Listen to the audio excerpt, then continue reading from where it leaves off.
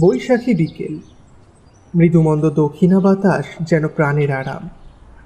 সারাদিনের দগ্ধ প্রকৃতির পরে বিকেলের শীতল হাওয়ায় প্রকৃতি তার প্রাণের সমস্ত ক্লান্তি যেন মুছে ফেলছে। কচি আমের মুকুলের গন্ধে দুরন্ত মৌমাছিরা উড়ে বেড়াচ্ছে। গ্রামের চণ্ডী মণ্ডপে প্রবীণ ব্যক্তিরা তাদের বৈকালিক আসর জমিয়েছে। পুকুর ঘাটে গ্রামের মেয়ে বউয়েরা কর্মে ব্যস্ত। দিনের শেষে একটু আধটু গল্পগাছা করে তাদের মনটা ফুরফুরে করে নিচ্ছে। বাচ্চা ছেলেমেয়েরা মাঠে খেলাধুলা করছে। শান্ত সুন্দর মনোমুগ্ধকর পরিবেশ। খেলতে খেলতে হঠাৎ আকাশের দিকে তাকিয়ে ফড়িং বলল, এই বঙ্কা, ওটা কি রে? কি অদ্ভুত দেখতে, দেখ। বঙ্কা তখন খেলায় মত্ত। সে ফড়িংয়ের কথায় পাত্তা না দিয়ে আপন মনে ফুটবলে মনোসংযোগ করতে লাগলো। একটু বিরক্ত হয়ে ফড়িং আবার বলল, আরে এই বঙ্কা, দেখ না রে, কি বলতো ওটা? ফড়িংয়ের এইরকম বারবার ডাকে সবাই আকাশের দিকে তাকালো। আর ঠিক তখনই চারপাশের বাতাস একদম স্তব্ধ হয়ে গেল। থম মেরে গেল প্রকৃতি। প্রকৃতির এই আকস্মিক পরিবর্তনে সবাই একটু অবাক হয়ে গেল। নবীন জ্যাঠা প্রবীণ সাত্ত্বিক মানুষ, তার চোখ কিছুই এড়ায় না। তাই তিনি উপস্থিত সবার উদ্দেশ্যে বললেন, হঠাৎ এমন সব চুপচাপ হয়ে গেল কেন? মনে হচ্ছে কোনো ঝড়ের পূর্বাভাস।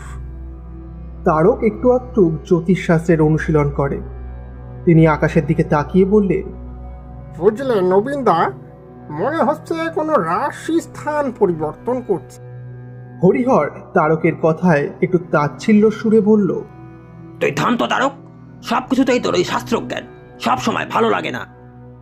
আকাশের দিকে তাকিয়ে সবাই নানা রকম মন্তব্য করতে লাগলো।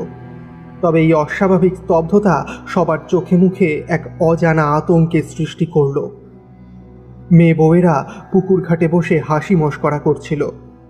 তারাও এই ঘটনায় একটু অবাক হলো। মালতীকে এক দৃষ্টিতে আকাশের দিকে তাকিয়ে থাকতে দেখে সুভদ্রা বলল, বলি ও মালতী, কি তো আকাশের দিকে তাকিয়ে তারা গুনছিস? বলে খিলখিল করে হাসতে লাগলো। জবা উঠতে উঠতে বলল, না রে সুভদ্রা, আকাশটা কেমন হঠাৎই যেন থম মেরে গেছে। আমার তো খুব একটা ভালো মনে হচ্ছে না। আজ আমি যাই, শ্যামলীটা তখন থেকে হাম্বা হাম্বা করে ডাকছে, ওকে নিয়ে বাড়ি যাই। মজুমদার গিন্নি বললেন, আমিও উঠি রে, সন্ধ্যা লাগতে তো আর দেরি নেই, তুলসী তলায় আবার প্রদীপ দেখাতে হবে। আর ঠিক তখনই পশ্চিম আকাশের কোণে একরাশ কালো ধোঁয়ার মতো মেঘ পুরো মৌরি গ্রামের আকাশ বাতাস অন্ধকারে ঢেকে দিল। মনে হতে লাগলো কেউ একজন তার কালো কালো থাবা নিয়ে বাতাসে ঝড় তুলে প্রচণ্ড রোষে এগিয়ে আসছে এই গ্রামের দিকে। তার বীভৎস ভয়াল রূপ ছড়িয়ে পড়ছে চারিদিকে। বিষধর সাপের থেকেও বিষাক্ত তার নিঃশ্বাস, শকুনের থেকেও তীক্ষ্ণ তার দৃষ্টি, ভয়ঙ্কর বাঘের থেকেও কঠিন তার থাবা। যে কোনো সময় যে কোনো জায়গায় বিনা মেঘে বজ্রপাতের মতো আগমন ঘটতে পারে তার। জীবন্ত এক বিভীষিকা, যার নাম গোখরি।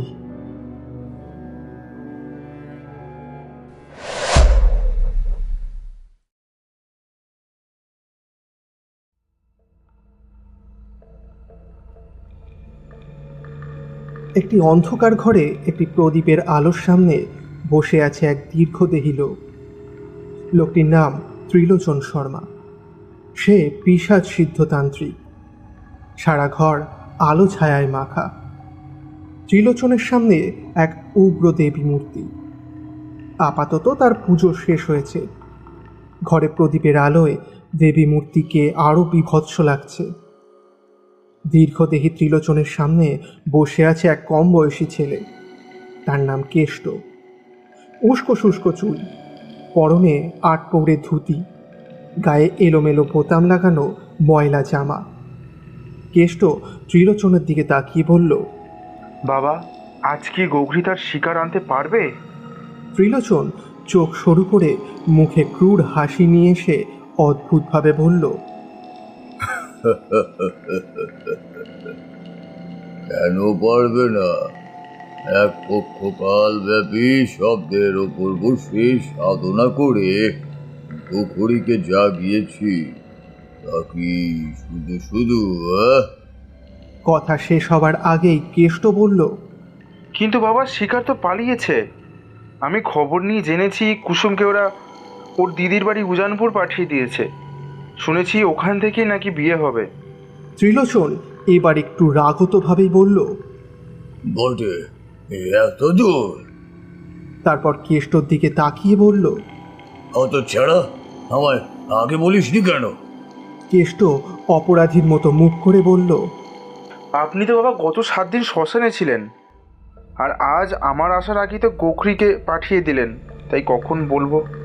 ত্রিলোচন মুখের বাঁকা হাসি টেনে এনে বলল, কোথায় বলাবে? পুকুরীর দৃষ্টি থেকে বাঁচতে পারবে? কেষ্ট ঢোক গিলে বলল। কিন্তু বাবা, কথা শেষ হবার আগেই ত্রিলোচন বলল, যা, আমার বিশ্রামের ব্যবস্থা কর, আমি আবার শেষ রাতে বের হব। যা যা, আর দেরি করিস না। কোনো কথা না বলে কেষ্ট ভেতরে চলে গেল।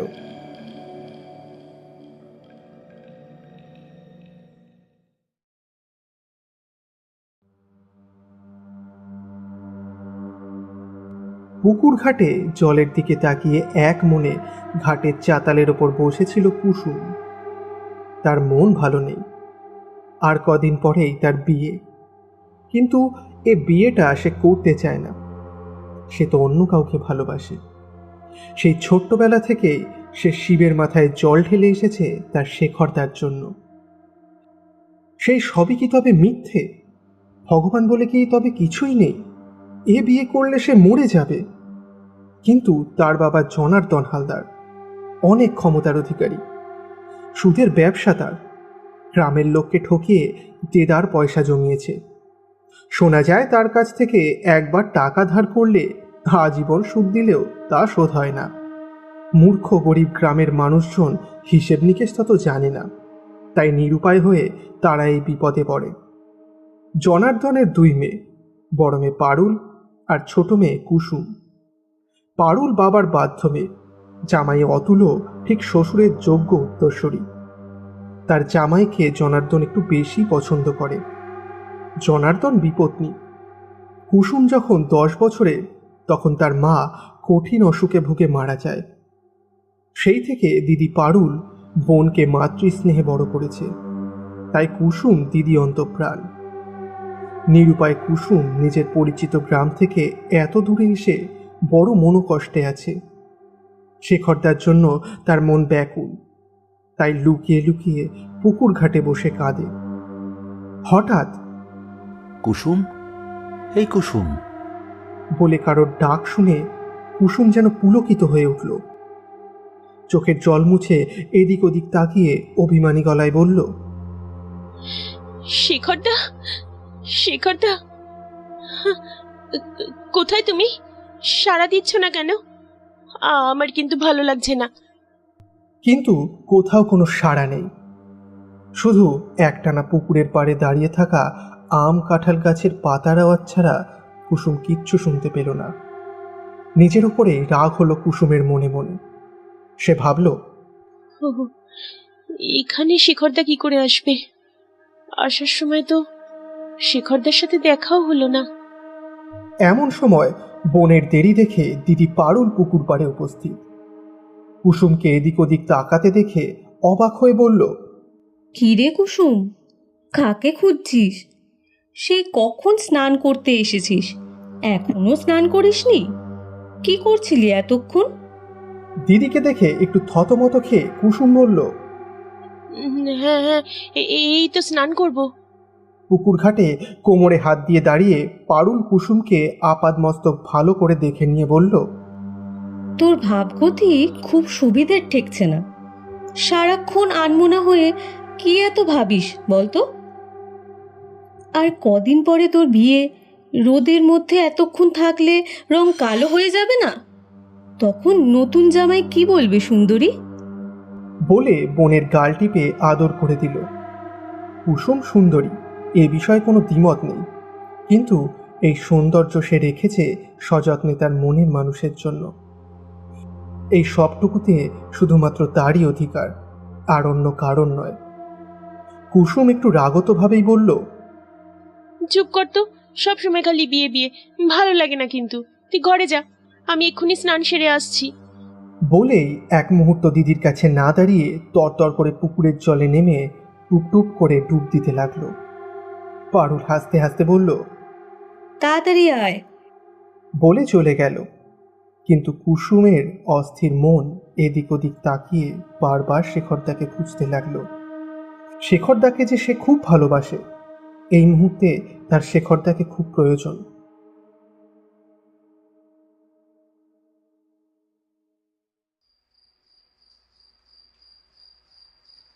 জনার্দন রাত্রিবেলা নিজের ঘরে বসে হিসেবপত্র দেখছিল।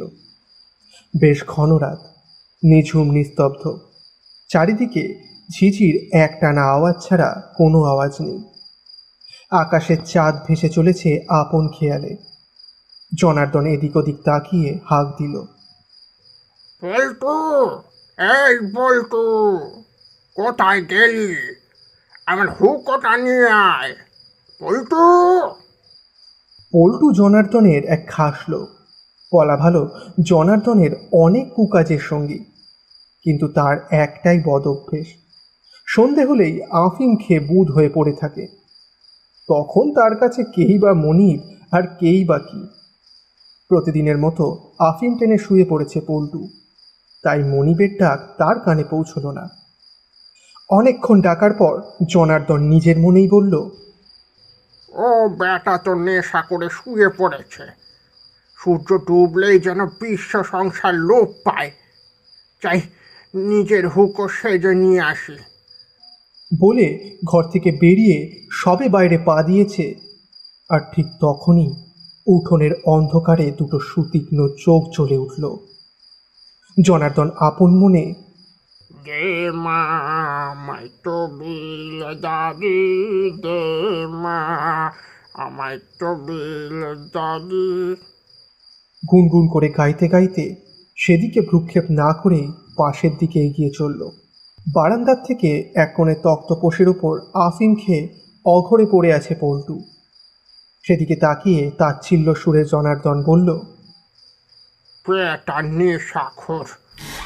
আর তখনই হঠাৎ জনার্দনের বাড়ির গেটটা বিশ্রী ক্যাঁচ ক্যাঁচ শব্দ করে খোলার আওয়াজ হলো।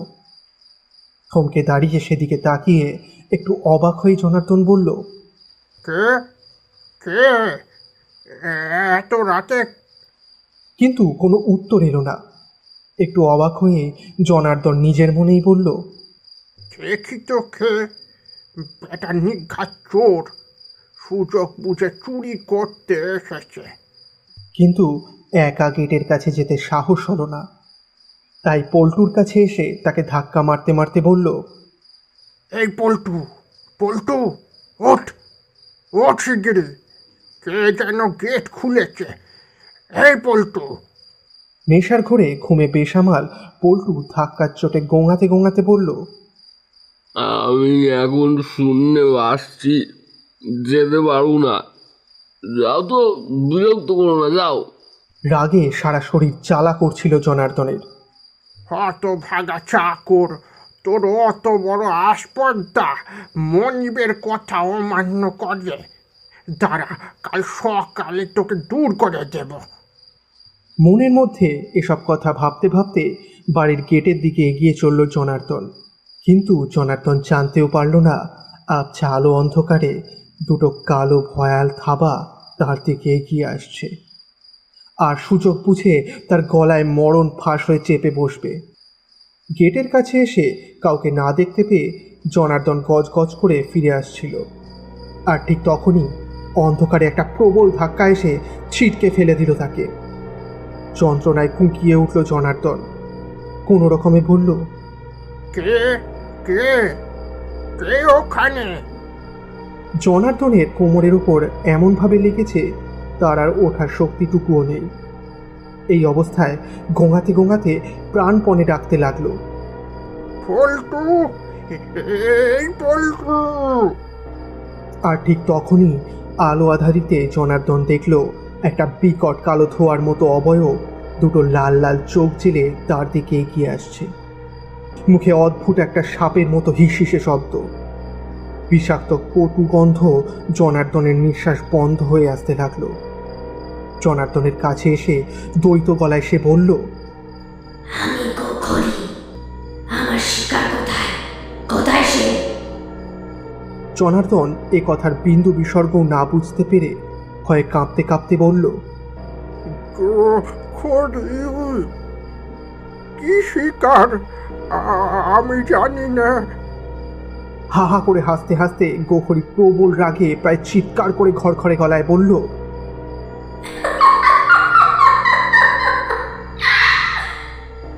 তার তো এই বাড়িতেই থাকার কথা, কোথায় লুকিয়ে রেখেছিস তাকে? এতক্ষণে জনার্দন বুঝতে পেরেছে তার বুকের উপরে শক্ত কিছু চেপে বসেছে, আর তার গলায় ধারালো কিছু একটা চেপে বসছে। তার নিঃশ্বাস নিতে কষ্ট হচ্ছে। তার মনে হচ্ছে প্রচণ্ড ধারালো নখের থাবায় তার গলা থেকে রক্ত ঝরে পড়ছে।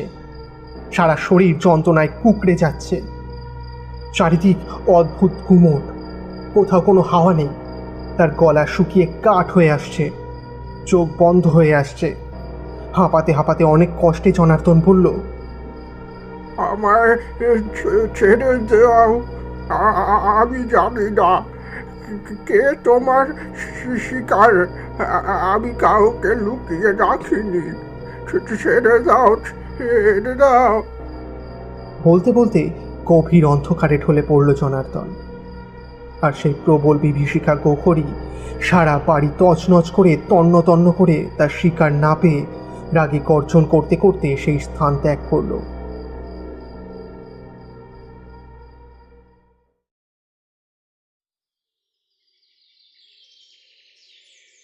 ভোরবেলা ঘুম থেকে উঠে পল্টু গেট খুলতে গিয়ে জনার্দনকে রক্তাক্ত অচৈতন্য অবস্থায় দেখে চিৎকার করে বলতে লাগলো, বাবু, বাবু, বাবু, কি হয়েছে আপনার? ও মাগো, ও মাগো, কত রক্ত! বাবু, বাবু, বাবু! সকাল হওয়ার সাথে সাথে এই খবর গ্রামে ছড়িয়ে পড়তে সময় নিল না। পল্টুর চিৎকার চেঁচামেচিতে গ্রামের লোকজন সবাই ছুটে এসেছে জনার্দনের বাড়িতে। জনার্দনের এমন করুণ অবস্থা কেউই ঠিকঠাক জানতে পারল না। অবশ্যই দৃশ্য দেখে গ্রামের লোকজন একটু আতঙ্কগ্রস্ত হয়ে পড়ল, কারণ বেশ কিছুদিন ধরে মাঝে মাঝেই তাদের গ্রামে কিছু অতি অবাস্তব কাজকর্ম শুরু হয়েছে।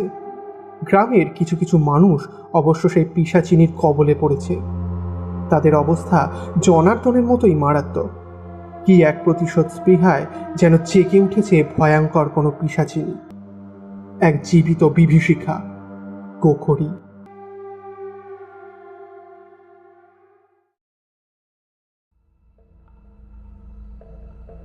শ্মশানের এক বিরাট বটগাছের নিচে একটা পচা গলা শবদেহের উপর বসে আছে ত্রিলোচন। চারিদিকে একে একে জেগে উঠেছে সব ভূত প্রেত পিশাচের দল। ভয়ঙ্কর শব্দে তারা নিজেদের মধ্যেই উল্লাস করছে। ফটফট করে ফাটছে জ্বলন্ত চিতার কাঠ।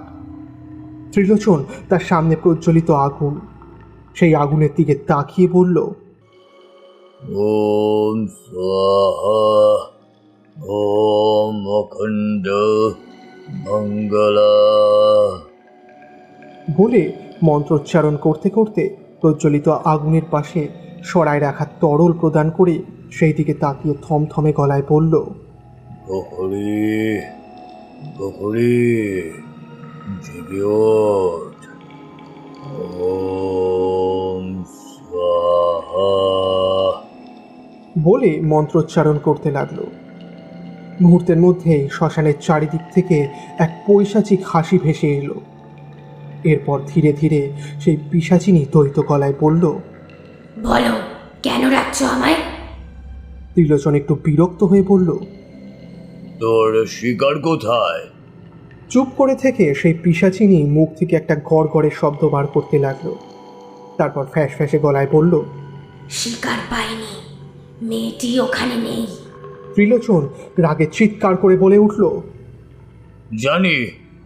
শোন, কুসুম ওই গ্রামে নেই, বহুজানপুর গেছে ওর দিদির বাড়ি। 3 দিনের মধ্যে আমার কুসুমকে চাই, কথাটা মনে রাখি। বহুজানপুর। এখন যা, কাজ সম্পূর্ণ কর, যা যা। প্রজ্বলিত আগুন তপ করে নিভে গেল। সেদিকে তাকিয়ে ক্রূর হাসি হেসে ত্রিলোচন বলল,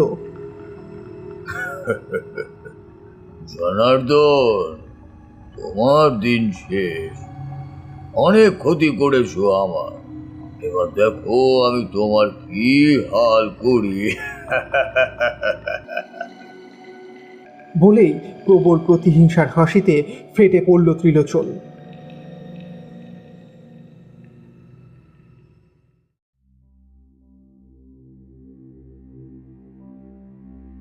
একটু আগেই বেশ এক পশলা বৃষ্টি হয়ে গেছে, তাই গ্রামের পথঘাট বেশ কাদা মাখা। কেষ্ট সেই কাদা জল উপেক্ষা করে সবার চোখ এড়িয়ে পোড়া মন্দিরের পিছনে ত্রিলোচনের বাসায় তার সাথে দেখা করতে চলেছে।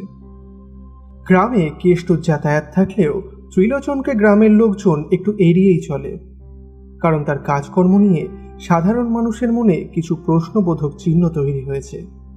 আর কেষ্ট ত্রিলোচনের ছায়াসঙ্গী এ কথা কারোর অজানা নয়। হঠাৎ কেষ্ট লক্ষ্য করল কেউ তাকে অনুসরণ করছে। একটু যেন ভয় পেল কেষ্ট। কেষ্টর মনে হাজার সংশয়। তাকে কে অনুসরণ করছে? কেনই বা করছে? কি করবে কেষ্ট কিছুই বুঝতে পারছিল না। ভয়ে ভয়ে পিছনের দিকে তাকাতে তাকাতে দ্রুত পায়ে এগিয়ে চলল কেষ্ট। হঠাৎ ইটের রাস্তাটা শেষ হয়ে একটা সরু মাটির রাস্তায় পড়তেই ঘন গাছপালার মধ্যে থেকে বেরিয়ে আসে একজন তার পথ আটকালো। ভয়ে বিস্ময়ে চমকে উঠে কেষ্ট ঢোক গিলে বলল, শেখরদা, তুমি তাহলে এতক্ষণ? কথা শেষ হওয়ার আগেই শেখর কেষ্টর জামার কলার চেপে ধরে রাগত গলায় বলল, একদম চালাকি করার চেষ্টা করবি না। এখন সত্যি করে বল, কুসুম কোথায়? না হলে তোর কিন্তু বিপদ আছে। কোনো রকমে নিজেকে ছাড়িয়ে নিয়ে কেষ্ট বলল, আমি কি করে জানবো? সজোরে গালে একটা চড় মেরে শেখর বলল, একদম মিথ্যে কথা বলবি না। এই গ্রামের সব খবর তোর নখদর্পণে। জানিস না মানে? গত কয়েকদিন ধরে আমি পাগলের মতো কুসুমকে খুঁজছি। আর যদি না বলিস তবে তোকে আর তোর ওই তান্ত্রিক বাবাকে একসাথে থানায় চালান করে দেব। বুকে একটু সাহস সঞ্চয় করে কেষ্ট বলল, যাও না, জনাতন কাকাকে গিয়ে জিজ্ঞাসা করো না। আমায় কেন জিজ্ঞাসা করছো? এই কথাতে শেখর প্রচণ্ড রেগে গেল। কেষ্টর গলা চেপে ধরে বলল, বেশি বাড়াবাড়ি করার চেষ্টা করিস না, একদম গলা টিপে মেরে দেব। শেখর শক্ত সমর্থ ছেলে, গায়ে আসুরিক বল। তার প্রবল চাপে কেষ্টর চোখ বেরিয়ে আসতে লাগলো। প্রাণ ভয়ে কোনো রকমে বলল, লাগছে শেখরদা, ছাড়ো বলছি। শেখর এই কথা শুনে কেষ্টর গলা ছেড়ে দিল। কাঁচতে কাঁচতে কেষ্ট বলল, কুসুম দিদিকে ওর বাবা পারুল দিদির গায়ে পাঠিয়ে দিয়েছে। আর বলে হাঁপাতে লাগলো কেষ্ট। শেখর চোখ মুখ পাকিয়ে বলল, আর কি? থামলি কেন? কেষ্ট বলল, কুসুম দিদির বিয়ে ঠিক হয়ে গেছে গো শেখরদা। শুনেছি ওখান থেকেই নাকি ওর বিয়ে হবে। এই কথা শোনার পর কেষ্টকে এক ধাক্কা মেরে শেখর আর সেখানে এক মুহূর্ত না দাঁড়িয়ে সেই রাত্রে সে উজানপুরের পথে রওনা হলো।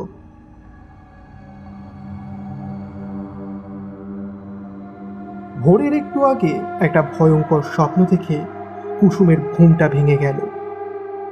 তার সারা শরীর ঘামে ভিজে গেছে। প্রবল জলতেষ্টায় তার গলা শুকিয়ে কাঠ। কোনো রকমে বিছানা থেকে উঠে বাইরে এসে রান্নাঘরে রাখা কলসির থেকে এক গ্লাস জল নিয়ে খেলো কুসুম।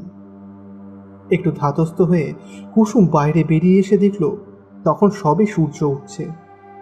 সোনার থালায় আবির ছড়াতে ছড়াতে সূর্য পূর্ব আকাশে জেগে উঠছে। সারা রাত ঘুমিয়ে থাকা অচেতন পৃথিবী ধীরে ধীরে জেগে উঠছে। সোনার আলোয় গা ভাসিয়ে পাখিরাও বেরিয়ে পড়েছে। শীতল মৃদু বাতাস প্রাণকে জুড়িয়ে দিচ্ছে। এত মনোরম পরিবেশ তাও কুসুমের খুব একটা ভালো লাগছিল না। তার কেবলই শেখরদার জন্য মন খারাপ করতে লাগলো। ভোরের দুঃস্বপ্নটা তার মনের মধ্যে একটা অজানা আতঙ্ক তৈরি করল। ধীরে ধীরে সে পুকুরে এসে বসল। এই বাড়িতে এত সকালে কেউ ঘুম থেকে ওঠে না, তাই বাধ্য হয়েই কুসুম পুকুরের পাড়ে এসে বসল। পুকুরের জলের দিকে তাকিয়ে থাকতে থাকতে কুসুমের খুব কান্না পেল। আর ঠিক তখনই একটা নরম হাতের স্পর্শ তার কাঁধের ওপরে সে টের পেল। সেই স্পর্শ তার বহুদিনের চেনা। জল ভরা চোখে পিছন দিকে তাকিয়ে চমকে উঠল কুসুম। বিস্ময়ে হতবাক হয়ে তার মুখ থেকে অস্ফুটে বেরিয়ে এলো, শেখরদা, তুমি? আমি তোমার জন্য কবে থেকে অপেক্ষা করছি শেখরদা। তুমি জানো ওরা আমার বিয়ে ঠিক করে ফেলেছে। আমি যে তোমাকে ছাড়া বাঁচবো না শেখরদা, আমি তোমাকে ছাড়া বাঁচবো না। বলে কান্নায় ভেঙে পড়ল কুসুম। শেখর কুসুমকে বুকে জড়িয়ে ধরে সান্ত্বনার সুরে বলল, আর কোনো ভয় নেই কুসুম, আমি এসে গেছি। আমরা আজই পালিয়ে যাব, অনেক দূরে চলে যাব, কেউ আমাদের খোঁজ পাবে না। এই কথা শুনে আনন্দে উজ্জ্বল হয়ে উঠল কুসুমের মুখ। চোখের জল মুছে কান্না ভেজা গলায় কুসুম বলল, সত্যি? হ্যাঁ সত্যি শেখরদা, আমরা পালিয়ে যাব? কিন্তু বাবা যদি জানতে পারে তাহলে আমাদের দুজনকেই মেরে ফেলবে। শেখর মুচকি হেসে কুসুমকে নিবিড় করে বুকে জড়িয়ে ধরে বলল, তুমি আজ রাতে তৈরি থেকো, আমি ঠিক সময়ে আসবো তোমাকে নিতে। আমি সব ব্যবস্থা করে ফেলেছি কুসুম।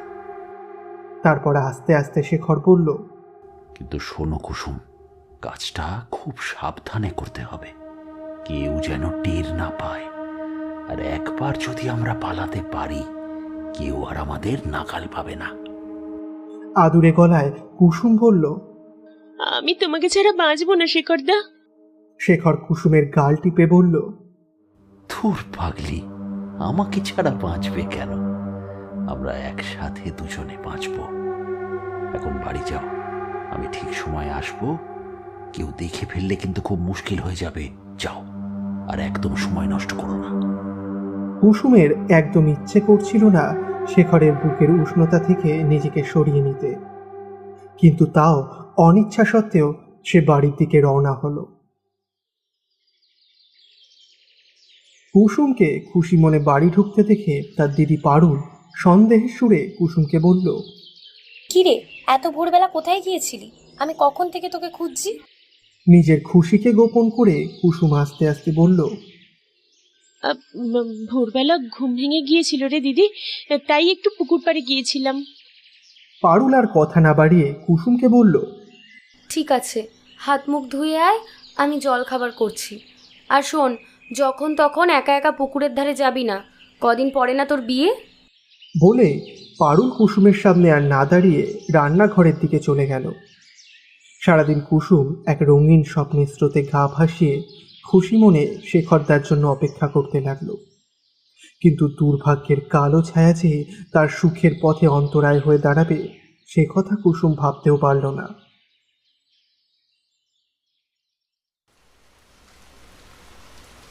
সেদিন বিকেল থেকেই আকাশে ঝাঁপিয়ে শুরু করলো প্রবল বৃষ্টি। কুসুম অস্থির হয়ে উঠল। অস্থির হয়ে ঘর বার করতে দেখে তার দিদি পারুল তাকে জিজ্ঞাসা করলো, কিরে কুসুম, এত ছটফট করছিস কেন? কি হয়েছে? কুসুম সাথে সাথে নিজেকে সামলে নিয়ে বলল, না না, কিছু হয়নি তো। আসলে এত ঝড়জল হচ্ছে তো, তাই যেন কেমন একটু ভয় ভয় করছে। কখন যে বৃষ্টি থামবে কে জানে। হঠাৎ পারুল কুসুমের কাছে এসে হাতের হেরিকেনটা কুসুমের মুখের সামনে তুলে ধরে বলল, কতবার বলি একটু তো এইভাবেই সেজে গুজে থাকতে পারিস। কত ভালো লাগছে তোকে, দেখতো। এখন যা, ঘরে গিয়ে বস, আমি দেখি রান্নাঘরে গিয়ে কিছু রান্না বান্নার জোগাড় করি। তোর জামাইবাবুর আসার সময় হয়ে গেল। বলেই পারুল রান্নাঘরের দিকে যেতে যেতে থমকে দাঁড়িয়ে বলল, মা বাবা কোনো দিন সন্তানের খারাপ চায় না, দেখবি এই বিয়ে হলে তুই খুব সুখী হবি। বলে রান্নাঘরের দিকে চলে গেল। কিন্তু হঠাৎই আশ্চর্যজনকভাবে প্রবল ঝড় বৃষ্টি থেমে গেল। বাতাসটা অদ্ভুত রকম ভারী গুমোট হয়ে উঠতে লাগলো। বাতাসে কোনো শীতল অনুভূতি রইল না। চারিদিকটা অদ্ভুত থমথমে নিঝুম নিস্তব্ধ হয়ে আসতে লাগলো। বাতাসে কি এক বিষাক্ত গন্ধ যেন নিঃশ্বাস রোধ করে দিতে লাগলো। ঠিক তখনই কুসুম যে ঘরে বসেছিল সেই ঘরে জানলার পিছন থেকে ভেসে এলো, কুসুম, কুসুম, আমি এসেছি কুসুম, বাইরে এসো। আনন্দে আত্মহারা কুসুম মৃদুস্বরে বলে উঠল, হ্যাঁ, এক্ষুনি আসছি শেখরদা, আসছি। তুমি তুমি একটু দাঁড়াও, আমি এক্ষুনি আসছি। কিন্তু ঘরের বাইরে এসে কুসুম একটু আশ্চর্য হলো। বাইরে কোথাও শেখরদা নেই। কুসুম থেমে থেমে আস্তে আস্তে ডাকলো, শেখরদা, শেখরদা, কোথায় তুমি? কিন্তু কোনো সাড়া শব্দ এলো না। বৃষ্টি থেমে আকাশের খয়াটে হলুদ চাঁদ, নিস্তব্ধ ঘন অন্ধকার যেন আরো ঘন হয়ে কুসুমের চারপাশে ছড়িয়ে পড়তে লাগলো। এবার কুসুম একটু ভয় পেল, তাই ভয়ার্ত গলায় বলল, শেখরদা, আমার খুব ভয় করছে শেখরদা। কোথায় তুমি? কেন এমন করে আমাকে ভয় দেখাচ্ছ বলো তো?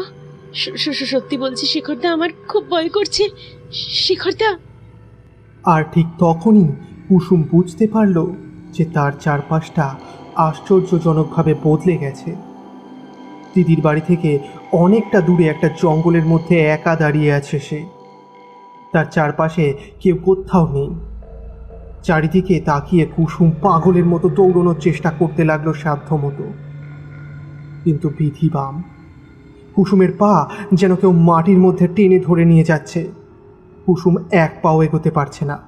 কুসুমের বুঝতে কোনো অসুবিধে হলো না যে তার সুস্বপ্ন এখন দুঃস্বপ্নে পরিণত হতে চলেছে। তার সামনে যে কিছু অনাগত আতঙ্ক অপেক্ষা করে রয়েছে তা সে নিজেও জানে। চারিদিকে তাকিয়ে চিৎকার করে বলে উঠল, কি?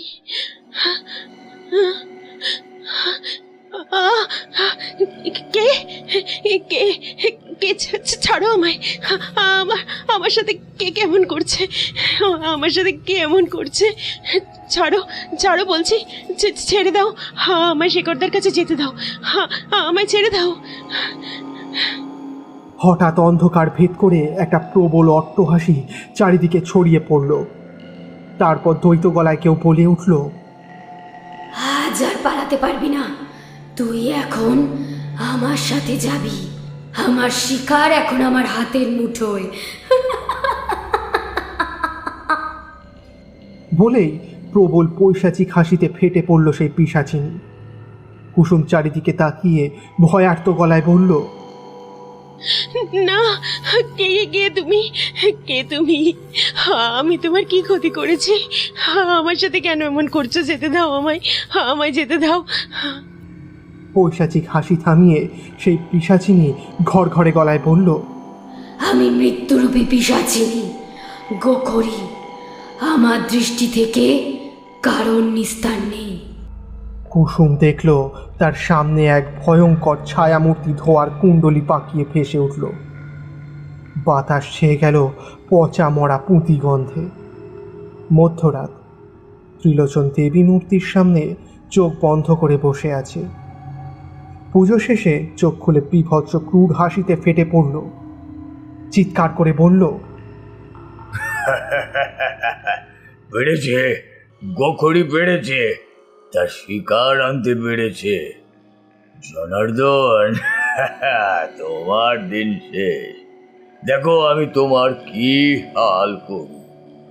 ও অহংকার না তোমার? হ্যাঁ, আমার একমাত্র ছেলেকে তুমি আমারই চোখের সামনে, কি নিষ্ঠুরতা! আমার সাজানো সংসারটাও তুমি ভেঙে দিয়েছিলে জনার্দন। এবার দেখো জনার্দন, আমি তোমার সংসার কেমন ছাড়খাড় করে দিই। বলেই প্রবল হাসিতে ফেটে পড়ল তান্ত্রিক ত্রিলোচন শর্মা। তারপর চোখ বন্ধ করে ত্রিলোচন চিৎকার করে বলতে লাগলো, জয় মা, জয় মা।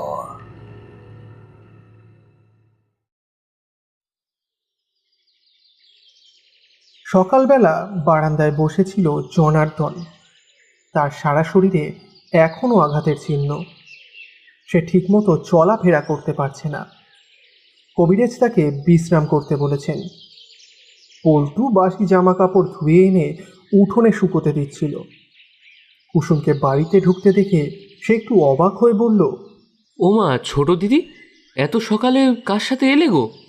তারপর জনার্দনের দিকে তাকিয়ে বলল, বাবু দেখো, ছোট দিদি ফিরে এসছে। বিস্ময়ে অবাক হয়ে জনার্দন দেখল উঠোনে কুসুম দাঁড়িয়ে।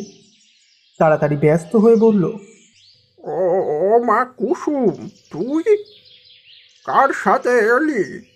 পারুল কোথায়? কুসুম কোনো কথা না বলে জনার্দনের সামনে এসে দাঁড়িয়ে থমথমে গলায় বলল, আমি একাই এসেছি বাবা। বলে নিজের ঘরে চলে গেল। কুসুমের এই আকস্মিক আগমনে জনার্দন একটু নড়ে চড়ে বসল, কিন্তু আঘাতপ্রাপ্ত শরীরের কারণে সে কিছু করতে পারল না। একটু পরে কুসুম ঘর থেকে বেরিয়ে এসে জোর ডাক দিল, পল্টুদা, পল্টুদা, আমার খাবারের ব্যবস্থা করো, আমার খুব খিদে পেয়েছে। পল্টু কাছেই ছিল। সে উত্তর দিল, হ্যাঁ ছোট দিদি, এক্ষুনি করছি। কুসুম এমনিতে খুব শান্তশিষ্ট মেয়ে, কিন্তু তার হঠাৎ এই পরিবর্তনে জনার্দনকে একটু ভাপিয়ে তুলেছিল। খাবার টেবিলে বসে আপন মনে খাবার খাচ্ছিল কুসুম। জনার্দন কোনো রকমে উঠে এসে একটা চেয়ার টেনে নিয়ে বসে বলল, কুসুম, এতটা পথ তুই একাই এসেছিস? তোর দিদিকে বলে এসেছিস? কুসুম এক মনে খেতে খেতে উত্তর দিল, প্রয়োজন মনে করিনি। তারপর পল্টুর উদ্দেশ্যে চিৎকার করে বলল, পল্টুদা, আমাকে আর কয়েকটা লুচি দিয়ে যাও তো এক্ষুনি। রান্নাঘর থেকে পল্টু উত্তর দিল, যাই ছোটদি, এক্ষুনি দিচ্ছি। জনার্দন অনেকক্ষণ ধরে এক মনে কুসুমকে জরিপ করছিল, কিন্তু কিছুতেই হিসেবটা মেলাতে পারছিল না। কুসুমের মতো শান্তশিষ্ট মেয়ে হঠাৎ এরকম ব্যবহার জনার্দন ভাবতেই পারছে না। জনার্দন আবারও বলল, তার মানে তুই দিদিকে বলে আসিসনি? এটা তুই ঠিক করিসনি কুসুম। তোর দিদি চিন্তা করবে, আর তুই তো জানিস আর কদিন পরেই তোর বিয়ে। খাবার শেষ করে টেবিল থেকে উঠতে উঠতে কুসুম বলল, চিন্তা করার কি আছে? আমি কি বাচ্চা মেয়ে যে হারিয়ে যাব? আমার ওখানে ভালো লাগছিল না, তাই চলে এসেছি। কাউকে বলার প্রয়োজন মনে করিনি। আর হ্যাঁ, একটা কথা বাবা, আমি কিন্তু এখন বিয়ে করব না। জনার্দন এবার একটু রেগে গিয়ে কুসুমের দিকে তাকিয়ে বলল, সব কিছুর একটা সীমা আছে কুসুম। খাবার শেষ করে টেবিল থেকে উঠে যেতে যেতে থমকে দাঁড়িয়ে পড়ল কুসুম। পেছন ফিরে তার বাবার দিকে এমনভাবে তাকালো যে জনার্দনের পিলে চমকে উঠল। জনার্দন দেখল কুসুমের দৃষ্টি যেন ক্ষিপ্র বাঘিনীর মতো, দুটো চোখে খেলা করছে কি এক গভীর প্রতিহিংসা। জনার্দনের দিকে তাকিয়ে কুসুম বলল, আমিও তো সেটাই বলছি বাবা, সব কিছুরই একটা সীমা থাকা দরকার। কুসুমের এই অদ্ভুত ব্যবহারে জনার্দন কেমন যেন থতমত খেয়ে গেল। ঢোক গিলে বলল, তার মানে? কুসুম কোনো কথা না বলে ক্ষিপ্র গতিতে ঘর থেকে বেরিয়ে গেল। কুসুমের চলে যাওয়ার দিকে এক দৃষ্টে তাকিয়ে জনার্দন ভাবতে লাগলো, কয়েকদিনের মধ্যে কুসুম এত পাল্টে গেল কি করে? যে মেয়ে বাবার মুখের দিকে তাকিয়ে ভয় পেত, সে কিনা সামনে মুখে মুখে কথা বলছে। আর ওর দৃষ্টি বা অমন কেন? এক অজানা আতঙ্ক যেন জনার্দনকে গ্রাস করতে লাগলো। সেদিন বিকেলে কাঁদতে কাঁদতে ছুটে এলো পারুল। বাড়িতে ঢুকে চিৎকার করে ডাকতে লাগলো, বাবা, বাবা, কোথায় তুমি? সর্বনাশ হয়ে গেছে বাবা। জনার্দন ঘরেই ছিল। পারুলের ডাকে কোনো রকমে বাইরে বেরিয়ে আসতে তাকে দেখে চমকে উঠল পারুল। অবাক হয়ে বলল, কি হয়েছে বাবা তোমার? এ কি চেহারা হয়েছে তোমার? আমার খবর দাওনি কেন? জানো বাবা, কুসুম। তাকে থামিয়ে দিয়ে জনার্দন বলল, চিন্তা করো না, সে আজ সকালে এখানে চলে এসেছে। বিস্ময়ে হতবাক পারুল বলল, কি বলছো বাবা? কুসুম এখানে চলে এসেছে? রাগে গর্জে উঠল পারুল, বলল, কোথায় সেই মুখপুরি? জনার্দন কিছু না বলে কুসুমের ঘরের দিকে দেখিয়ে দিল। ঘরে একাই ছিল কুসুম। পারুলকে দেখে যেন তেলে বেগুনে জ্বলে উঠল কুসুম, বলল, বাড়ি দিদি, পেছন পেছন ঠিক চলে এসেছিস। বাবার একদম যোগ্য মেয়ে বল।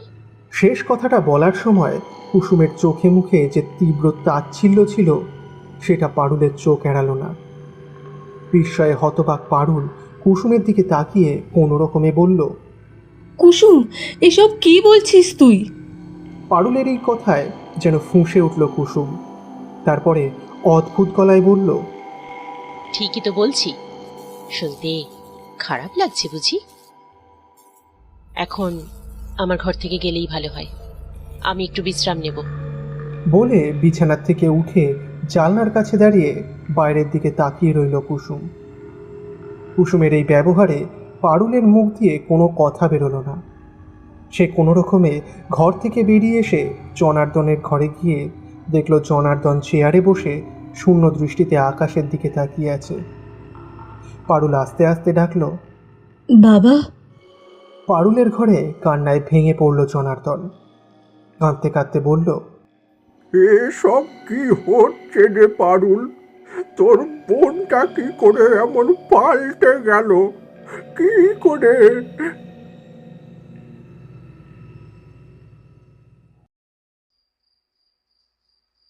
রাত বেশ গভীর, অন্ধকার নিঝুম। গ্রামের মধ্যে জঙ্গলের পথ দিয়ে কুসুম এগিয়ে চলেছে দ্রুত গতিতে। আজ বোধহয় অমাবস্যা, তাই আকাশে কোনো চাঁদ নেই। অন্ধকারটা যেন বড্ড বেশি ঘন, কিন্তু তাতে কুসুমের কোনো অসুবিধে হচ্ছে না এগিয়ে চলতে। সে যেন প্রবল এক টানে এগিয়ে চলেছে। অনেকক্ষণ পরে সে এসে থামল ঠিক পুরো মন্দিরের পিছন দিকে, যেখানে ত্রিলোচনের বাসা।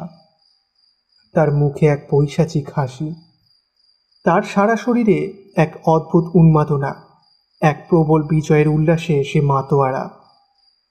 পায়ে পায়ে এগিয়ে এসে ফিসফিসে গলায় ডাক দিল, ত্রিলোচন, ত্রিলোচন, আমায় ডেকেছিলে? মন্দিরের মধ্যে প্রজ্বলিত প্রদীপের সামনে বসেছিল প্রতীক্ষারত ত্রিলোচন। সেই অবস্থাতেই বলল, গোখরি, তুই এসেছিস? বলে বাইরে বেরিয়ে এলো ত্রিলোচন। ভালো করে গোখরিকে দেখে নিয়ে ত্রিলোচন বলল, মনে আছে তো কি করতে হবে? শোন, বেশি সময় কিন্তু নেই। আগামী জোয়ারি পূর্ণিমার রাতে তোকে কাজটা সেরে ফেলতে হবে। আর শোন, কুসুমকে কিন্তু চিরদিনের মতো।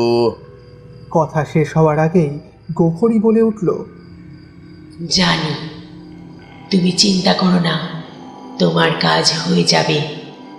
ত্রিলোচন এই কথা শুনে যেন একটু খুশি হলো। তারপর চোখ সরু করে বলল, এক পক্ষকাল ব্যাপী অনাহারে অনিদ্রায় পচা গলা শব্দের ওপর বসে সাধনা করে তোকে জাগিয়ে তুলেছি। আমার বুকে আগুন জ্বলছে, আগুন, প্রতিশোধের আগুন। ওই জনার্দন আর ওর মেয়ে কুসুম মিলে আমার অমন তরতাজা ছেলেটাকে শেষ করে দিল। আমার ছেলেটা প্রাণ দিয়ে কুসুমকে ভালোবাসতো, আর ওই কুসুম ওর বাবাকে দিয়ে আমার ছেলেটার ওপর কি অমানবিক অত্যাচার করলো। ছেলেটা আবার এই পর্যন্ত বলে কান্নায় ভেঙে পড়ল ত্রিলোচন। তারপর চোয়াল শক্ত করে বলল, ছাড়বো না, কাউকে ছাড়বো না। এখন এখন তুই যা, ভোর হয়ে আসছে, যা যা। বলে ত্রিলোচন ঘরের মধ্যে চলে গেল।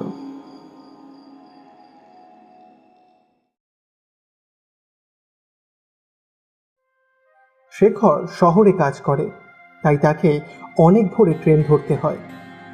বিধবা মাকে নিয়ে তার ছোট্ট সংসার। ইচ্ছে আছে কুসুমকে বিয়ে করে মাকে নিয়ে সবাই মিলে শহরে গিয়ে থাকবে, কিন্তু কুসুমটার যে কি হলো কে জানে। সেদিন এত করে বলে আসলো, তাও এলো না। সত্যি কথায় আছে না, নারীর মন নারায়ণও বোঝে না। সেই সব ভাবতে ভাবতে গ্রামের পথ ধরে স্টেশনের দিকে এগিয়ে যাচ্ছিল শেখর। হঠাৎ পোড়া মন্দিরের দিক থেকে কুসুমকে এমনভাবে হেঁটে আসতে দেখে একটু অবাক হলো শেখর। মনে মনে ভাবল, এত ভোরে কুসুম পোড়ো মন্দিরের পিছনে কি করছিল? কুসুমের সামনে এসে শেখর পথ আগলে দাঁড়ালো। তারপর বলল, এত সকালে কোথায় গিয়েছিলে কুসুম? সে কথায় কোনো উত্তর না দিয়ে কুসুম আপন মনে এগিয়ে চলল। শেখরের একটু রাগ হলো। পিছন দিয়ে এসে কুসুমের হাত ধরে দাঁড় করালো। রাগতভাবে বলল, কি ব্যাপার, কথার উত্তর দিচ্ছ না কেন? এবার কুসুম দাঁড়িয়ে পড়ল।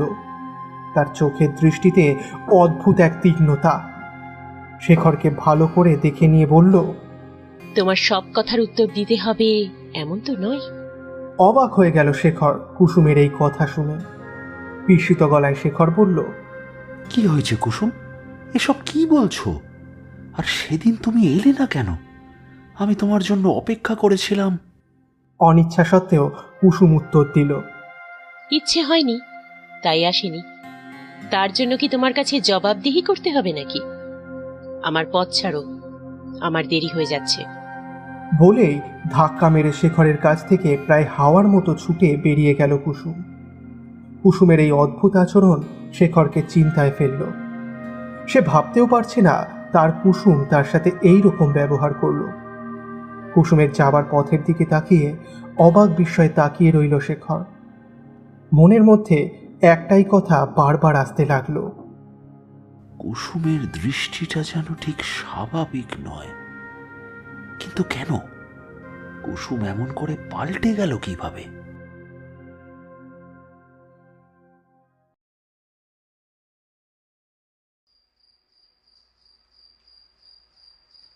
মাঝরাত। পারুলের চোখে ঘুম নেই। নানান চিন্তায় তাকে জর্জরিত করে দিয়েছে। বারবার মনে হচ্ছে কুসুমের এই পরিবর্তন যেন স্বাভাবিক নয়। বাবার এরকম হলো কি করে? আর বাবা যা বলছে তা যদি সত্যি হয় তাহলে তো সত্যিই চিন্তার বিষয়। হঠাৎ কুসুম যেন সবাইকে খুব এড়িয়ে চলছে, বিশেষত তার দিদিকে। যেন দিদির সাথে কিছুতেই চোখে চোখ মেলাতে পারছে না সে। কিন্তু দিদি ছাড়া এই পৃথিবীতে সে তো অন্ধকার দেখে। দিদিকে সে তার প্রাণের থেকেও বেশি ভালোবাসে। শুয়ে শুয়ে এই সব ভাবছিল পারুল। চোখটা লেগেই এসেছিল। হঠাৎ একটা খুট করে আওয়াজে তার চোখ খুলে গেল। তার মনে হলো তাদের বাড়ির গেটটা কেউ যেন একজন খুলছে। একটু সন্দেহ প্রকাশ করে নিজের মনেই বলল, এত রাতে কে? কিন্তু সে উঠে গিয়ে দেখার সাহস পেল না, কারণ বাবার কাছ থেকে যা শুনেছে তারপরে একা বেরোনোর সাহস তার নেই। তাই দরজাটা একটু ফাঁকা করে সে দেখতে লাগলো কিসের আওয়াজ। আর ঠিক তখনই সে দেখতে পেল তাদের উঠোনে অন্ধকারে কুসুম একা দাঁড়িয়ে আছে। হাওয়ায় তার চুলগুলো শত সহস্র নাগিনীর মতো উঠছে। তার পরনে শাড়ির আঁচলটা কেমন অদ্ভুতভাবে উঠছে। অসম্ভব কালো সেই নারী মূর্তি থেমে থেমে অন্ধকারের দিকে এগিয়ে চলেছে। একবার যেন পিছন ফিরে তাকালো কুসুম। চমকে উঠল পারুল। এ কে? চোখ দুটো এমন আগুনের গোলার মতো লাল কেন? তার মুখটা বিভৎস। এ তো কুসুম নয়, কোনো মতেই কুসুম হতে পারে না। তবে কেউ? আর কুসুম কোথায়? পারুলের মনে এক অদ্ভুত আতঙ্ক দানা বাঁধতে শুরু করলো। অদ্ভুত একটা আওয়াজ করতে করতে ওই পিশাচিনী ধোঁয়ার মতো অন্ধকারে মিলিয়ে গেল। কিন্তু পারুলের সাহস হলো না তার পিছু নেবার। অজানা ভয়ে সে প্রবল কান্নায় ভেঙে পড়ল। সে বুঝতে পারল তাদের সামনে সমূহ বিপদ। ঈশ্বরকে স্মরণ করা ছাড়া তার আর কোনো উপায় নেই। তাই কান্না ভেজা গলায় আকাশের দিকে তাকিয়ে অদৃশ্য ঈশ্বরের দিকে উদ্দেশ্য করে সে বলল, হে ভগবান, রক্ষা করো, রক্ষা করো। প্রায় নিদ্রাহীন কাটল পারুলের সারা রাত। ইতিমধ্যেই সে ঘরে গিয়ে দেখে এসেছে কুসুম নেই। এক অজানা আতঙ্ক তার গভীর চিন্তাকে গ্রাস করতে লাগলো। তার সম্মুখে এক ভয়ানক বিপদ দাঁড়িয়ে আছে। সে কি পারবে সবাইকে বাঁচাতে? এইসব ভাবতে ভাবতেই ভোরের আলো উকি দিল তার জানলা দিয়ে। রাতের ঘুম না হওয়ার জন্য সকালে শরীরটা বেশ খারাপ করতে লাগলো। তাছাড়া কাল রাতে পারুল যা দেখেছে তা মনের মধ্যে গেঁথে গেছে। ঘুরে ফিরে রাতের দৃশ্যটা চোখের সামনে ভাসতে লাগলো। কেমন একটা ঘোরের মধ্যে শুয়েছিল পারুল। এমন সময় পল্টু এসে ডাক দিল, ও বড়দি, জল খাবার খাবে, এসো, সবাই অপেক্ষা করছে। পল্টুদার ডাকে চোখ কচলে বিছানায় উঠে বসলো পারুল। বলল, তুমি যাও, আমি আসছি।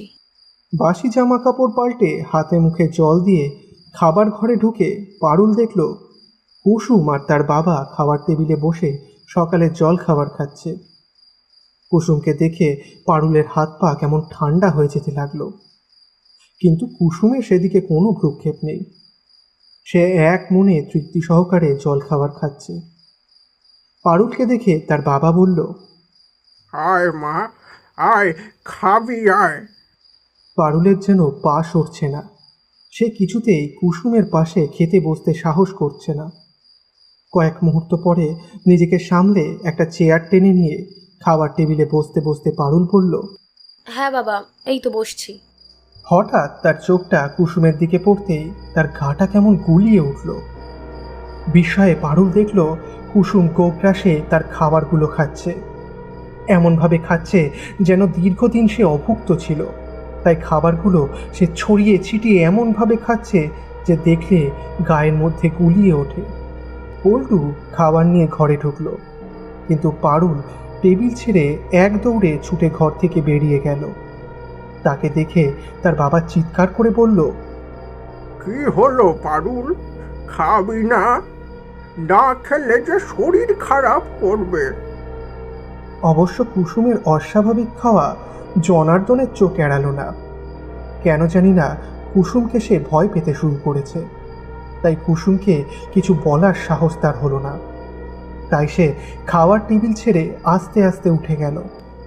খাওয়া শেষ করে তৃপ্তির ঠেকুর তুলে টেবিল থেকে উঠে যেতে যেতে কুসুম পল্টুকে বলল,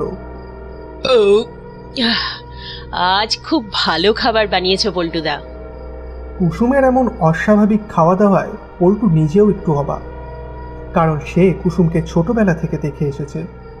কুসুম কোনোদিনই এমন করে এত খাবার খায় না, কিন্তু হঠাৎ যে কি হয়েছে সে নিজেও বুঝতে পারছে না। তাই সে হতভম্ব হয়ে কুসুমের যাওয়ার পথের দিকে তাকিয়ে রইল। কদিন পর, তখন সবে সন্ধ্যা লেগেছে। পারুল তুলসীতলায় প্রদীপ দেখিয়ে ঘরে ফিরছিল। হঠাৎ দেখল বারান্দার এক কোণে দাঁড়িয়ে আছে কুসুম, তার দিকে তাকিয়ে। কি বিভৎস দেখাচ্ছে কুসুমকে। আলো আধারে যেন মনে হচ্ছে এক জীবন্ত বিভীষিকা। সেদিনের ঘটনার পর থেকে কুসুমকে একটু এড়িয়েই চলে পারুল। বলা ভালো, একটু ভয়ও পায়। এই সময় তার স্বামীও তার কাছে নেই। সে শহরে গেছে একটা দরকারি কাজে। পারুল কি করবে কিছু বুঝতে পারছে না। পারুল ঘরে ঢোকার মুখে কুসুম তার সামনে পথ আটকে দাঁড়ালো। তারপর হিসিসে গলায় বলল, তুই কিন্তু কাজটা ভালো করিসনি। সেদিন রাতে লুকিয়ে লুকিয়ে তুই আমাকে দেখেছিস। তবে দেখেই যখন ফেলেছিস তখন একটা কথা শুনে রাখ, আমি প্রতিশোধ নিতে এসেছি। আমি মৃত্যুময় বিভীষিকা। আমার নাম গোখরি। আমার হাত থেকে কারোর নিস্তার নেই, কারোর না।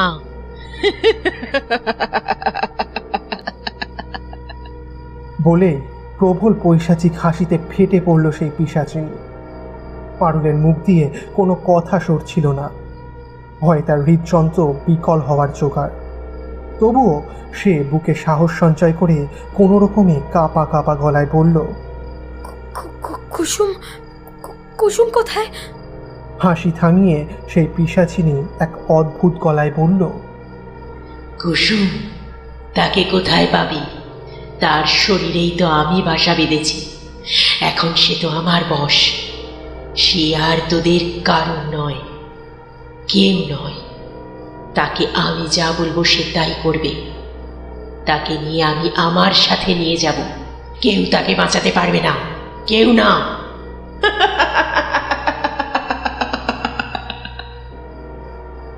বলে প্রবল হাসিতে আকাশ বাতাস কাঁপিয়ে অন্ধকার হাওয়ায় মিলে গেল গোখরি। পারুলের সারা শরীর অবশ হয়ে আসছিল গোখরির কথা শুনে। তবে বাবা যা বলেছিল তাই তো সত্যি হলো। তাহলে সত্যিই কি তাদের সবকিছু শেষ হয়ে যাবে? সে কি পারবে না কাউকে বাঁচাতে? কিন্তু হাল ছাড়লে তো চলবে না, তাকে সবাইকে বাঁচাতে হবে। কিন্তু কি উপায়? সারা শরীরটা বড় অবশ লাগছিল পারুলের। কোনো রকমে টলতে টলতে ঘরে এসে নিজের বিছানায় ধপ করে বসে পড়ল সে।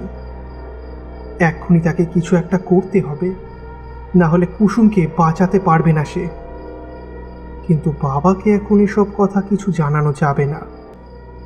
কি করবে সে অসহায়ের মতো ঈশ্বরকে স্মরণ করতে লাগলো। ঠিক তখনই তার মনে পড়ল মধুমাসির কথা। স্মৃতির অতলে ডুবে গেল পারুল। মায়ের সাথে মধুমাসির খুব ভালো ভাব ছিল। খুব আসতো মধুমাসি এ বাড়িতে। দিনগুলো খুব অন্যরকম ছিল। হাসি আনন্দের মাঝে দিনগুলো কেটে যেত। কিন্তু মা মারা যাওয়ার পরে সব কিছু কেমন পাল্টে গেল। মধুমাসির একমাত্র ছেলে শেখর ছোট থেকেই পিতৃহীন। এ বাড়িতে ছোটবেলায় মায়ের সাথে খুব আসতো। একসাথে বড় হয়েছে তারা। মধুমাসি মাতৃস্নেহের পরশ বুলিয়ে দিয়েছিল দুই বোনের ওপরে তাদের মা মারা যাওয়ার পর। আর আসতো ত্রিলোচনের কাকার ছেলে অজয়। কুসুম আর অজয় সমবয়সী ছিল, কিন্তু শেখর একটু বড় ছিল ওদের থেকে। তিনজনের খুব ভাব ছিল। একসাথে খেলা করা, স্কুলে যাওয়া, গাছে চড়া সবই ছিল। মা মরা মেয়েটা ওদের সাথে খেলে আনন্দ পেত, তাই পারুল কিছু বলতো না। কিন্তু সময় থেমে থাকলো না। কুসুম বড় হতে লাগলো, শেখর অজয়ও বড় হতে লাগলো। আর এরই মধ্যে পারুলের বিয়ে ঠিক হয়ে গেল। পারুলের বিয়ের পর কুসুম খুব একা হয়ে পড়ল। আর দুঃখজনকভাবে ওদের তিনজনের বন্ধুত্ব পাল্টে গেল ভালোবাসায়। কুসুম অজান্তেই মন দিয়ে দিল শেখরকে, আর অজয় নীরবে ভালোবাসতে লাগলো কুসুমকে। ত্রিলোচন কাকার একটাই ছেলে অজয়। শহরে পড়াশোনা করত। খুব বুদ্ধিমান, শান্তশিষ্ট, ভদ্র ছেলে। অজয়ের মায়ের খুব ইচ্ছে ছিল ছেলে বড় ডাক্তার হবে। ত্রিলোচন কাকা অনেক কষ্ট করে টাকা পয়সা জোগাড় করে ছেলের পড়াশোনা করিয়েছিল। কিন্তু নিয়তির ডাক কেউ ফেরাতে পারে না বোধহয়। কুসুম অজয়কে বন্ধু হিসেবে ভালোবাসলেও প্রেমিক হিসেবে কোনোদিনই দেখেনি। আর অজয়ও জানতো না কুসুম শেখরকে ভালোবাসে। এমনই একদিন অজয় কুসুমকে তার মনের কথা জানায়। রাগে ফেটে পড়ে কুসুম, কারণ কুসুমের অন্তরাত্মা জুড়ে তখন শুধুই শেখর। অজয়কে যা তা বলে অপমান করে কুসুম। তাতে কুসুমের রাগ যায় না। তারপর সে বাবার কাছে এসে অজয়ের বিরুদ্ধে নানা রকমভাবে নালিশ জানায়। রাগে ফেটে পড়ে জনার্দন। জনার্দন ত্রিলোচনকে কোনোদিনই সহ্য করতে পারত না। তার ছেলের এই অপকীর্তি তাকে আরও বেশি হিংসাত্মক করে তোলে। ত্রিলোচনকে ডেকে যা তা বলে অপমান করে জনার্দন, এবং বলে সে যেন তার ছেলে অজয়কে সাবধান করে, বামন হয়ে চাঁদ ধরবার চেষ্টা যেন না করে। কিন্তু অজয় যে কুসুমকে প্রাণের থেকেও বেশি ভালোবাসত, তাই সে ছেলে মরিয়া হয়ে ওঠে। কিন্তু কুসুম এসব সহ্য করতে পারে না। তাই সে তার বাবাকে দিয়ে অজয়কে প্রচণ্ড মারধর করায়। লজ্জায় অপমানে অজয় নিজেকে ঠিক রাখতে পারে না। সে একদম স্তব্ধ হয়ে যায়। সারাদিন গুমড়ে থাকতো, কারোর সাথে কথা বলতো না, কান্নাকাটি করত, খাওয়া দাওয়াও করতো না। আর শেষে একদিন গভীর রাতে বাঁশুলি নদীতে ডুবে আত্মহত্যা করে। ছেলের এই অকাল মৃত্যু তার বাবা মা সহ্য করতে পারে না। তার মা ছেলের জন্য বদ্ধ উন্মাদ হয়ে দিন কাটাতে থাকে।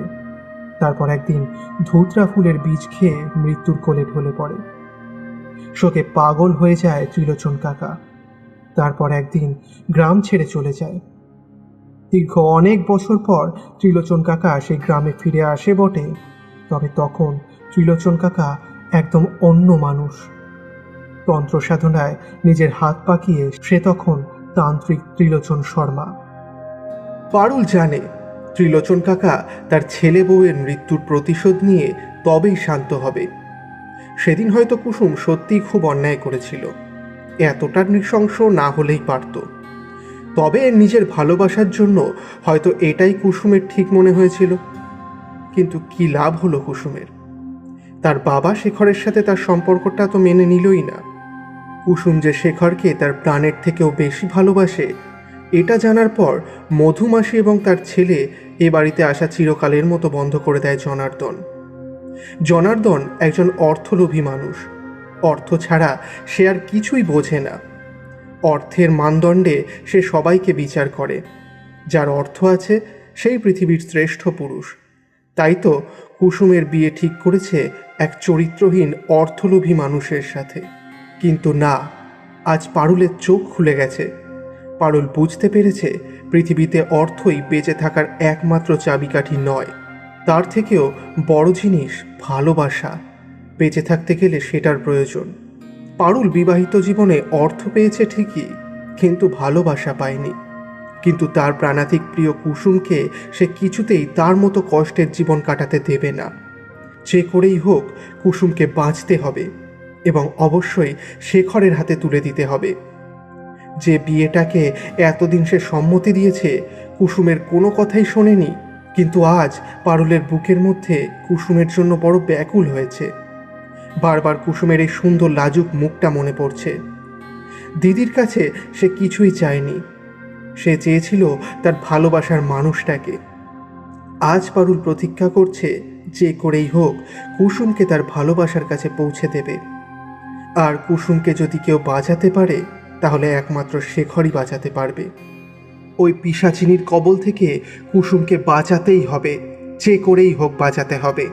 এই সব ভাবতে ভাবতেই পারুলের রাত ভোর হয়ে গেল।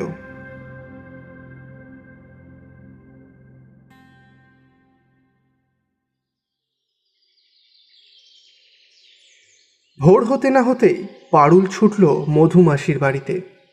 এত সকালে মধুমাসি তাকে দেখে অবাক হয়ে জিজ্ঞাসা করলো, কি রে পারুল, তুই এত সকালে আমাদের বাড়িতে কি মনে করে?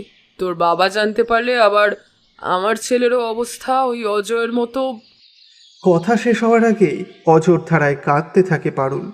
কাঁদতে কাঁদতেই মধুমাসিকে জড়িয়ে ধরল। মধুমাসির সমস্ত রাগ যেন গলে জল হয়ে গেল এক নিমেষে। পারুলকে বুকে টেনে নিয়ে বলল, কি হয়েছে পারুল, কাঁদছিস কেন? আমায় বল। কান্নাকাটির আওয়াজে ঘর থেকে বেরিয়ে এসেছে শেখর। এত সকালে পারুলকে তাদের বাড়িতে দেখে একটু অবাক হয়েছে সে। বিস্ময়ে হতবাক হয়ে শেখর বলল, কি ব্যাপার পারুল, তুমি এখানে? তোমার বাবা জানতে পারলে? ছেলেকে থামিয়ে দিয়ে মধুমাসি বলল, আমি তো কথা বলছি শেখর, তুই যা, তৈরি হয়ে নে, তোর বেরোনোর সময় হয়ে যাচ্ছে। মধুমাসি সযত্নে পারুলকে নিজের ঘরে নিয়ে এসে বসালো। গায়ে মাথায় হাত বুলিয়ে দিয়ে বলতে লাগলো, কি হয়েছে মা, আমাকে বল, নির্ভয় বল।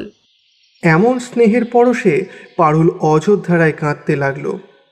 তারপর নিজেকে সামলে নিয়ে পারুল সবিস্তারে সব কিছু বলল মধুমাসিকে।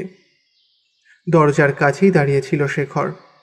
হঠাৎই বলে উঠল, সেদিন ভোরবেলা কুসুম পোড়ো মন্দিরের পিছন থেকে আসছিল। আমি ডাকলাম, কিন্তু আমার সাথে খুব খারাপ ব্যবহার করলো জানো। আমি সত্যি কিছু বুঝতে পারছিলাম না, কিন্তু আজ তো সব কিছু পরিষ্কার হয়ে গেল আমার চোখের সামনে। আর পারুল, তুমি যা বলছো তা যদি সত্যি হয় তাহলে সত্যিই তো কুসুমের খুব বিপদ। শুধু কুসুমেরই নয়, তোমাদের সবারই খুব বিপদ। আতঙ্কিত গলায় মায়ের দিকে তাকিয়ে শেখর বলল, কি হবে মা? সব কিছু শুনে বিছানা থেকে উঠে দাঁড়িয়েছে মধুমাসি। তার চোখ মুখ কঠিন, অদ্ভুত গলায় আস্তে আস্তে বলল, মায়ের কোল থেকে সন্তানকে কেড়ে নেবে এত বড় পিশাচিনী এই পৃথিবীতে এখনো জন্মায়নি। আর তুই একদম চিন্তা করিস না পারুল, তোর মা নেই তো কি হয়েছে, আমি তো আছি, আমি রক্ষা করব কুসুমকে। শোন, তুই একটা কাজ কর, তুই এখন বাড়ি যা, আমি দেখছি কি করা যায়। মধুমাসি সেই দিনই তার গুরুদেবের সাথে যোগাযোগ করেন এবং কুসুমকে বাঁচানোর জন্য কি কি করণীয় তার উপায় জানতে চান।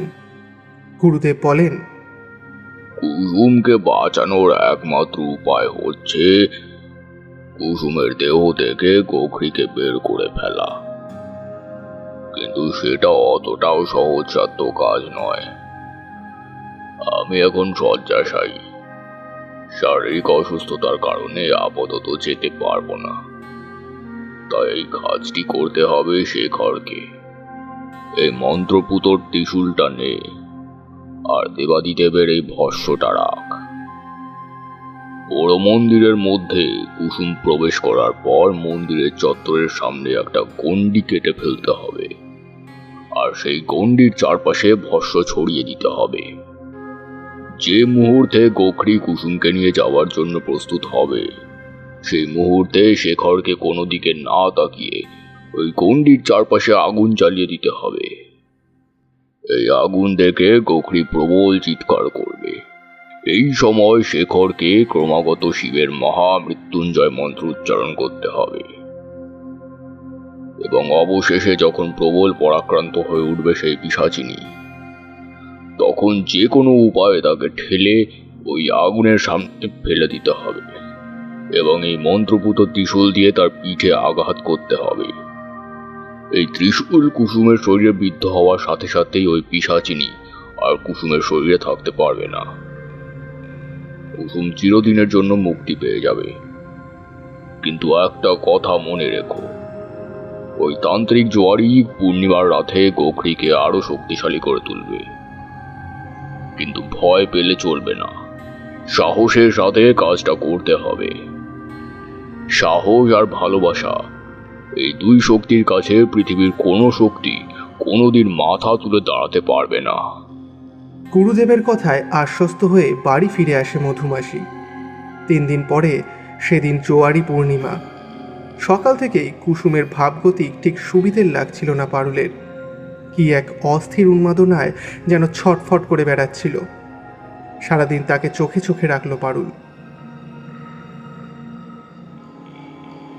রাত একটু বাড়তেই যখন চারিদিক নিস্তব্ধ হয়ে এলো, ঠিক তখন কুসুম দরজা খুলে বেরিয়ে এলো বাইরে। পারুলও সন্তর্পণে তার পিছন নিল। জ্যোৎস্নার আলোয় ভেসে যাচ্ছিল বিশ্ব চরাচর। গাছের পাতায় চাঁদের আলো পড়ে কি এক মায়াবী রাতের সৃষ্টি করেছে। বাতাসে কি যেন এক অদ্ভুত বুনো গন্ধ। পারুলের মনে হচ্ছিল আজ কুসুম যেন কেমন অদ্ভুতভাবে থেমে থেমে চলেছে, বারবার পিছন ফিরে তাকাচ্ছে। আরও সজাগ হলো পারুল। অবশেষে কুসুম এসে থামল পোড়া মন্দিরের ঠিক সামনে। তারপর সিঁড়ি দিয়ে উঠে মন্দিরের ভেতর ঢুকে গেল। কথা মতো মধুমাসি আর শেখর পোড়া মন্দিরের পিছনে একটা গাছের আড়ালে লুকিয়েছিল। পারুলকে দেখতে পেয়ে তারা পারুলকে তাদের নিজেদের দিকে ডেকে নিল, কিন্তু খুব নিঃশব্দে।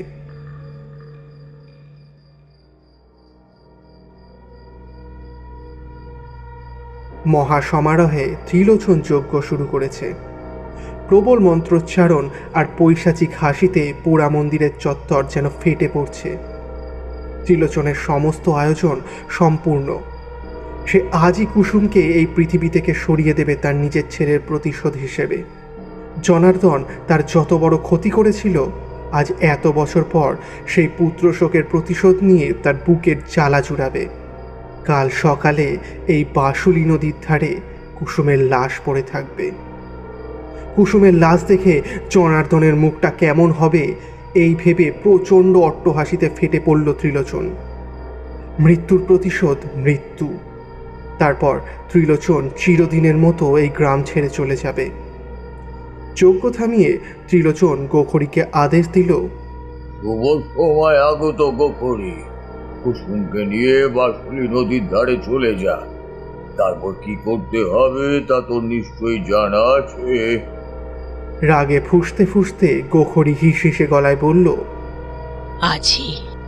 মন্দিরের মধ্যে থেকে বেরিয়ে এসে মন্দিরের চাতাল দিয়ে নেমে এসে কুসুমরূপী গোখরী সবে মাটিতে পা বাড়িয়েছে, আর ঠিক তখনই গাছের আড়াল থেকে লুকিয়ে থাকা শেখর আগে থেকে টেনে রাখা গণ্ডির চারপাশে আগুন জ্বালিয়ে দিল। ক্ষিপ্র বাঘিনীর মতো ফুঁসে উঠল গোখরী, বলল, কে আমার কাছে বিঘ্ন ঘটাচ্ছিস? আমাকে যেতে দে, আমার কাজ এখনো সম্পূর্ণ হয়নি। চিৎকার করে উঠে শেখর গম্ভীর গলায় বলল, তোমার কোথাও যাওয়া হবে না কুসুম, আমি তোমায় কোথাও যেতে দেব না। তুমি ফিরে এসো কুসুম, আমি তোমার জন্য অপেক্ষা করছি। গোখরী প্রবল চিৎকার করে পৈশাচিক গলায় বলতে লাগলো, তুই আমার যাত্রাপথে বাধা সৃষ্টি করে আমার কাছে বাধা দিচ্ছিস? দেখ দেখ আমি তোর কি হাল করি এক্ষুনি। ক্রুদ্ধ কণ্ঠে শেখর বলল, তুই আমার কিচ্ছু করতে পারবি না পিশাচিনী, তুই আমার কিচ্ছু করতে পারবি না। এবার দেখ আজ আমি তোর কি হাল করি। এই ভয়ঙ্কর দৃশ্য দেখে মধুমাসি আর পারুল ভয়ে কাঁপতে লাগলো, আর মনে মনে দেবাদিদেবকে স্মরণ করতে লাগলো। গুরুদেবের কথা মতো শেখর খুব জোরে জোরে মহামৃত্যুঞ্জয় মন্ত্র উচ্চারণ করতে শুরু করলো।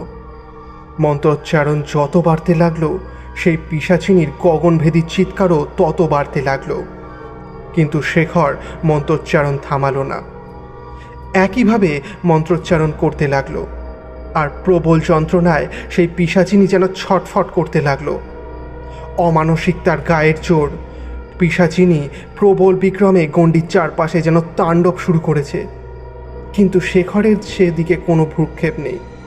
এক প্রবল শক্তি বলয় তাকে ঘিরে আছে। এই শক্তি যেন সর্বময় দেবাদিদেব স্বয়ং দিয়েছেন।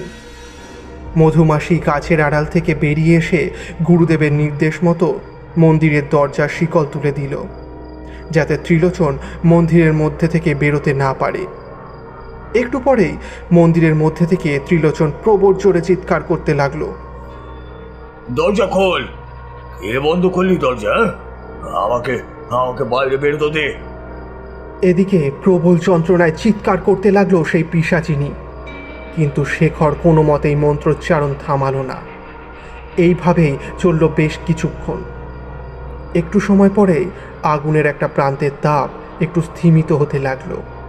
সেটা দেখা মাত্রই ঠিক যখনই গোখরী এগোতে যাবে, একটা প্রবল জোরে গোখরীকে ধাক্কা মেরে মাটিতে ফেলে দিল শেখর, আর মন্ত্রপুত ত্রিশূল দিয়ে তার পিঠে আঘাত করতেই এক বিশাল গগনভেদী বিকট আর্তনাদ ভেসে এলো।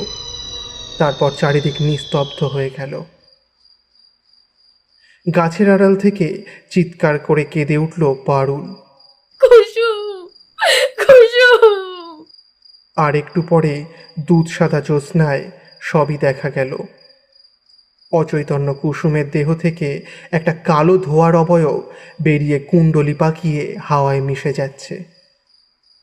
কুসুমের পিঠে সেই ত্রিশূলের ক্ষত আর নেই। তাই দেখে মধুমাসি আর পারুল ছুটে এসেছে। আস্তে আস্তে চোখ খুলল কুসুম। তাদেরকে দেখে হাঁপাতে হাঁপাতে শেখর বলল, আমি পেরেছি মা, আমি পেরেছি, কুসুমকে বাঁচাতে পেরেছি। কাঁদতে কাঁদতে কপালে হাত ঠেকিয়ে মধুমাসি বলল, আমি জানতাম তুই ঠিক পারবি খোকা। আর দেরি করিস না, কুসুমকে নিয়ে বাড়ি চল, রাজ্যে ভোর হয়ে এলো। মায়ের কথা শুনে বন্ধ মন্দিরের দরজার দিকে একবার তাকিয়ে শেখর বলল, এক্ষুনি যাব মা, কিন্তু তার আগে একটা ছোট কাজ বাকি রয়ে গেল। দাঁড়াও, আমি এক্ষুনি আসছি। বলে মন্দিরের নিচে দাঁড়িয়ে সেই মন্ত্রপুত ত্রিশূলটা মন্দিরের দরজায় ছুঁড়ে মারার সাথে সাথেই সারা মন্দিরে দাউ দাউ করে আগুন জ্বলে উঠল। ভেতর থেকে ত্রিলোচনের বীভৎস চিৎকার ভেসে এলো।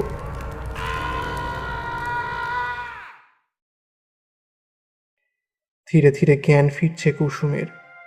চোখ মেলে কুসুম যন্ত্রণাময় কণ্ঠে বলল, শেখরদা, তুমি কোথায় চলে গিয়েছিলে শেখরদা?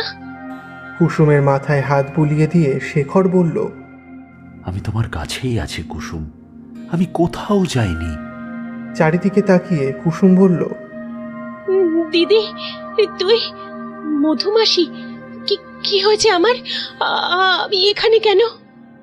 পারুল ছুটে এসে তার সারা শরীরে স্নেহের পরশ বুলিয়ে দিতে দিতে বলল, কিচ্ছু হয়নি তোর। এখন আমাদের বাড়ি যেতে হবে। কত কাজ বাকি বলতো, তোর বিয়ের সব ব্যবস্থা করতে হবে না? সাথে সাথেই অভিমানে মুখ ফিরিয়ে নিল কুসুম। সেই দেখে হাসতে হাসতে পারুল বলল, আর অভিমান করতে হবে না, তোর মনের মানুষের সাথেই তোর বিয়ে হবে। আমি নিচে দাঁড়িয়ে থেকে এই বিয়ে দেব। হ্যাঁ রে কুসুম, এই পৃথিবীতে ভালোবাসার থেকে মূল্যবান আর কিচ্ছু নেই রে। তোকে আর কষ্ট পেতে হবে না। বাবাকে রাজি করানোর সব দায়িত্ব আমার। খুশিতে ঝলমল করে উঠল কুসুমের মুখ। পবিত্র ভোরের সূর্যের আলোকে সাক্ষী রেখে শেখর কুসুমের শীর্ণ দুর্বল দেহ কোলে নিয়ে মা আর পারুলকে নিয়ে বাড়ির পথে রওনা হলো, এক নতুন রৌদ্রোজ্জ্বল সকালের আশায়।